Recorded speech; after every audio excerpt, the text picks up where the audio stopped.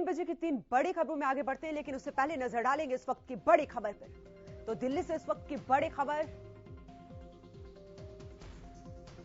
दिल्ली के जहांगीरपुरी में फिर हुआ पथराव। बड़ी खबर, तो जहांगीरपुर इलाके में दिल्ली पुलिस पर पथराव किया गया है। आपको बता दें, लगातार यह हिंसा हनुमान जयंती के बाद भड़की है और हिंसा मामले में संदिग्ध को पकड़ने गई थी पुलिस। पुलिस के हाथ 100 वीडियोस लगे हैं और उसके आधार पर ही कार्रवाई की जा रही है। तो दिल्ली से इस वक्त की बड़ी खबर, दिल्ली के जहांगीरपुरी में फिर हुआ पथराव और जहांगीरपुर इलाके में दिल्ली पुलिस पर पथराव किया गया है। आपको पहले बता दें कि इससे पहले भी एक पुलिसकर्मी घायल है और हिंसा मामले में संदिग्ध को पकड़ने पुलिस गई थी। तो पत्थरबाजी में पुलिस अधिकारी घायल हुए हैं।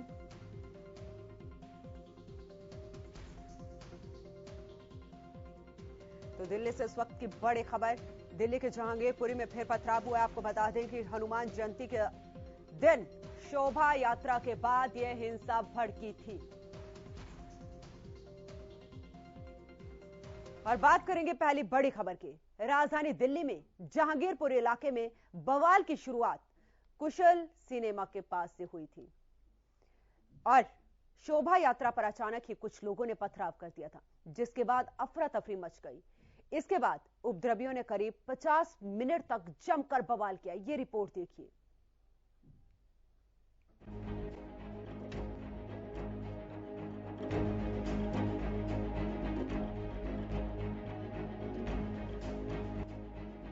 राजधानी दिल्ली के जहांगीरपुरी इलाके में बवाल की शुरुआत कुशल सिनेमा के पास सी ब्लॉक से शुरू हुई।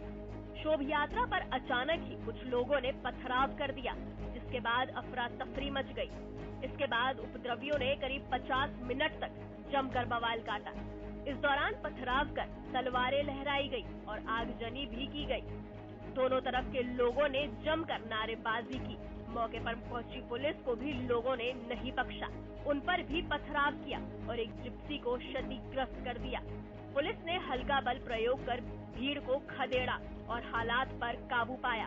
अब एक के बाद एक जहांगीरपुरी से जो तस्वीरें सामने आ रही हैं, उसने हर किसी को सन्न कर दिया है।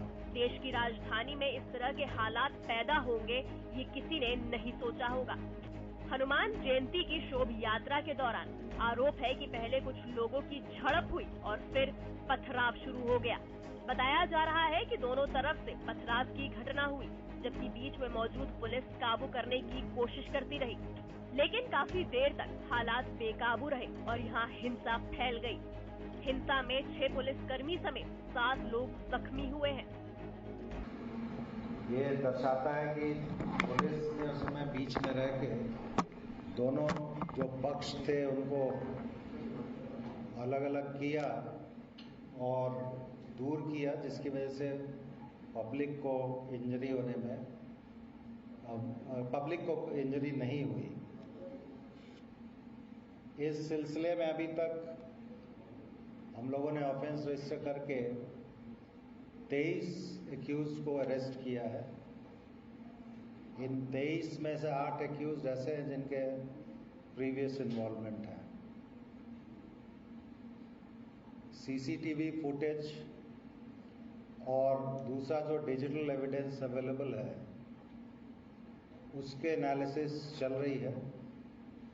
उसके आधार पे अभी कुछ और लोगों को आइडेंटिफाई किया गया है, जिनकी धरपकड़ की जाएगी और कस्टोडियल इंटरोगेशन किया जाएगा। आखिर हिंसा कैसे भड़की? बड़ा सवाल ये है कि आखिर इस साजिश का असल सूत्रधार कौन है? क्या अंसार ने अकेले हिंसा की साजिश रची या उसके साथ कुछ लोग और हैं? ऐसे तमाम सवाल की गुत्थी सुलझाना दिल्ली पुलिस के लिए बड़ी चुनौती है। दरअसल जहांगीरपुरी इलाके में शनिवार को हनुमान जयंती के मौके पर हुई हिंसा मामले में पुलिस अब तक 21 आरोपियों को गिरफ्तार कर चुकी है। इनके अलावा 2 नाबालिग आरोपियों को भी पुलिस ने पकड़ा है। कल 14 आरोपियों को कोर्ट में पेश किया, जिसके बाद अदालत ने मुख्य आरोपी अंसार और असलम को 1 दिन की पुलिस कस्टडी में भेज दिया है। आखिर देश की राजधानी दिल्ली जहां सुरक्षा के इतने पुख्ता इंतजाम होते हैं, जहां परिंदे भी पर नहीं मार सकते, फिर यहाँ हिंसा कैसे हुई? आखिर इसके पीछे की असल वजह क्या है? किसने ये बवाल शुरू किया? क्यों दो समुदाय के लोगों के बीच ऐसी झड़प हुई? ऐसे कई सवाल हैं जिनके जवाब मिलने बाकी हैं। Bureau report, Haryana news.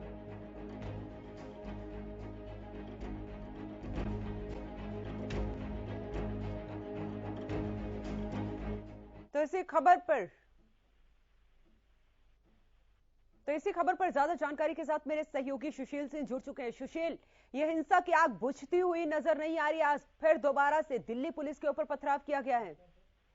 बिल्कुल अनु, देखिए इस पूरे मामले में सोनू चिकना जिसने फायरिंग किया था इस पूरे प्रकरण के दौरान, वो फरार है। उसको पकड़ने के लिए पुलिस पहुंची थी, उसकी पत्नी को हिरासत में ली है। उसी दौरान जब पुलिसकर्मी थे इस महिला से बातचीत कर रहे थे, उसी दरमियान कुछ लोगों ने पथराव शुरू कर दिया। हालांकि जितने पुलिसकर्मी थे उन्होंने अपनी जान बचाई और भी फोर्सेज वहां बुलाए गए और उस महिला को, उसकी पत्नी को भी पुलिस ने वहां पे हिरासत में लेकर आई है। उससे पूछताछ हो रहा है।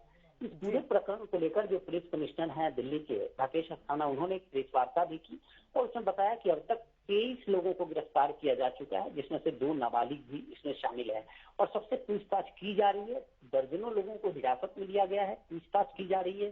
पूरे इलाके को छावनी में तब्दील कर दिया गया है। सीआरपीएफ की 5 टुकड़ियां भी लगाई गई हैं, 5 कंपनियां लगाई गई हैं। सुशील, चप्पे चप्पे पर पुलिस चाक चौबंद है, पुलिस का पहरा है, फिर क्यों दोबारा से ये हिंसा भड़की है? बड़ा सवाल है। पुलिस के हाथ 100 वीडियो भी लगे हैं और उस आधार पर कार्रवाई भी बार बार की जा रही है। 23 लोगों को गिरफ्तार किया गया है। निश्चित तौर पर देखिए, अरेस्टिंग करने पुलिस गई थी उसकी पत्नी को और उस दौरान कुछ आसपास के लोगों ने पथराव किया है और कई सवाल इसमें उठ रहे थे। हालांकि एक सवाल पर विराम आज लग गया है जब दूसरे पक्ष के लोग आरोप लगा रहे थे अनु कि ये पूरा प्रकरण इसलिए उठा कि जो शोभा यात्रा में लोग शामिल थे वे लोग झंडा लगाना चाह रहे थे उस मस्जिद पे, जो जामा मस्जिद जिसका जिक्र किया जा रहा है, उस पर झंडा लगाने की कोशिश कर रहे थे। उस दौरान अंसार जो गिरफ्तार हुआ है, जिसमें इस पूरे प्रकरण का सूत्रधार माना जा रहा है, जो पहले भी 2020 के दंगे में शामिल रह चुका है और कई वारदातों में शामिल है, वो अपने साथियों के साथ आता है और वहां आकर उनसे विवाद करता है, लड़ाई झगड़ा करता है और जिसके बाद हालात बेकाबू होते हैं और पथराव की स्थिति होती है, फायरिंग की स्थिति होती है और हिंसा भड़कती है। तो वो वहां पहुंचता है और इस पूरे प्रकरण को लेकर पुलिस यह भी मान रही है कि जो 8 लोग जितनी गिरफ्तारी हुई है इसमें से 8 लोग ऐसे हैं जिनका पहले भी हिस्ट्री शीटर जो रहे हैं, जिनका रिकॉर्ड खराब रहा है और आज भी इस तरह की घटनाएं सामने आई है। हालांकि उसके बाद भी पुलिस ने अरेस्ट कर लिया, उसको हिरासत में ले लिया और उससे पूछताछ की जा रही है। साथ ही पुलिस ने उस विराम लगा दिया है पुलिस ने और पुलिस कमिश्नर ने खुद कहा कि इस तरह की कोई सबूत तथ्य अभी सामने नहीं आए हैं कि मस्जिद पर झंडा फहराने की कोशिश की गई हो या भगवा लगाने की कोशिश की गई हो। तो निश्चित तौर पे एक पुलिस कमिश्नर का यह बयान अपने आप में है कि ये कहीं ना कहीं जो हिंसा है ये सुनियोजित तरीके से है और जो लोग भी इसको अंजाम दिए हैं वो पहले से प्री प्लान्ड थे और प्लान्ड वे में इस पूरी घटना को उन्होंने अंजाम दिया है। फिलहाल पुलिस ने किसी तरह की कोई अफवाह से बचने की सबको हिदायत दी है। सोशल मीडिया पर जो भी खबरें चल रही हैं उनको लेकर भी उन्होंने कहा है कि अगर इस तरह का कोई अफवाह फैलाता है तो उसके खिलाफ भी कार्रवाई की जाएगी और 14 टीमें क्राइम ब्रांच की लगाई गई है और एफएसएल की टीम मौके पे पहुंच रही है। ये 14 टीमें अलग अलग इलाकों में अलग अलग तरीके से अपने तरीके से इस पूरी घटना की जांच कर रही है। साथ ही पीस फोर्स भी है, पीस की भी शांति जो कमेटी है उसका भी गठन किया गया है, जो शांति कमेटी जाकर दोनों समुदायों के लोगों से बातचीत करके दोनों समुदायों के बीच समन्वय बैठाने की यह कोशिश की जा रही है। लेकिन अभी भी 48 घंटे से ज्यादा का वक्त होने जा रहा है और इसमें जो हालात हैं वो भी लोग घरों में कैद हैं। हालांकि बाजार दुकानें खुली हुई हैं। चलिए, बहुत बहुत शुक्रिया सुशील, तमाम जानकारी के लिए। आप नजर बना के रखें, अपडेट हम आपसे लेते रहेंगे।